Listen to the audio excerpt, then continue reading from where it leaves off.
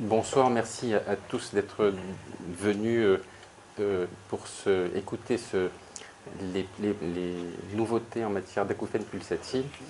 Ce sont c'est un thème qui est passionnant, avant tout parce que ce ne sont pas les plus fréquents des acouphènes, mais ce sont des acouphènes pour lesquels il y a des causes curables efficaces.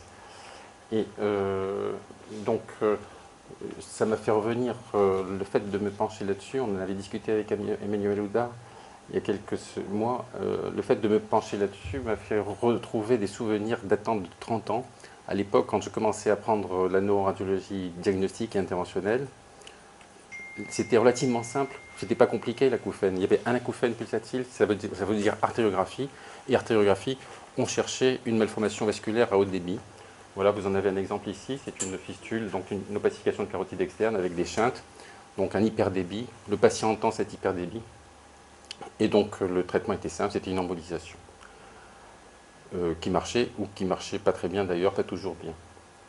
Là-dessus, au-delà de l'artériographie, sont apparues des techniques séduisantes de diagnostic, des techniques non mini-invasives, avec l'échodoppler, avec l'angioscanner, avec l'angio-IRM, et qui montrent soit des signes directs de ces fistules, soit des signes indirects, et quelquefois qui ne montrent pas grand-chose, ce qui fait que pendant une période de non négligeable, on a eu des faux négatifs et des patients qui n'aboutissaient pas au bilan artériographique, faute de points d'appel intéressants. Donc il y a eu des retards diagnostiques qui peuvent être dans certains cas source de problèmes graves, puisque les fistules durales ne sont pas forcément des pathologies bénignes, et en plus de l'acouphène, elles peuvent donner des complications hémorragiques, on le verra plus tard.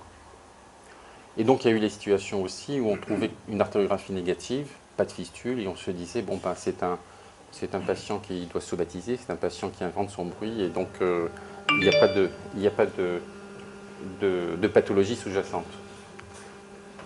En fait, l'acouphène pose beaucoup de problèmes, et passer ces caps de faux négatifs, de nouvelles et d'erreurs de diagnostic insuffisant, de multiples questions sont posées, sont levées.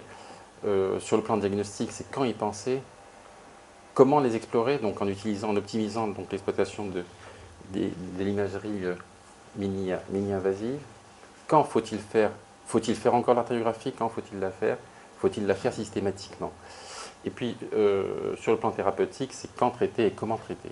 Donc, 30 ans après, les questions restent posées, et ce sont des questions qui sont tout à la fois passionnantes, tout à la fois difficiles, et tout à la fois intéressantes. Et donc, je vais passer la parole à Emmanuel Dard, qui a beaucoup travaillé sur la question, et qui va répondre à plein de ces questions et nous apprendre plein de choses.